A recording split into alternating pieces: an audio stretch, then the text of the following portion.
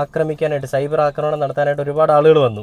അപ്പോൾ ഈ ഒരു വിഷയങ്ങളിലെല്ലാം വേടൻ്റെ നിലപാടെന്ന് പറഞ്ഞു കഴിഞ്ഞാൽ വേടൻ കൂൾ മൈൻഡായിരുന്നു. ഞാൻ പോയിട്ട് ഞാൻ അതേപോലെ തന്നെ തിരിച്ചു വരുമ്പോൾ എല്ലാവർക്കും തരാനുള്ള മറുപടി ഞാൻ തരാം, ഞാനല്ലാതെ എവിടെയും പോകുന്നില്ല, ഞാൻ ഇവിടെയൊക്കെ തന്നെ ഉണ്ടാവുമെന്ന് പറഞ്ഞുകൊണ്ട് വേടൻ സ്റ്റേഷനിൽ നിന്ന് ഇറങ്ങി വരുന്നൊരു വീഡിയോ ഞാൻ കാണാനിടയുണ്ടായി.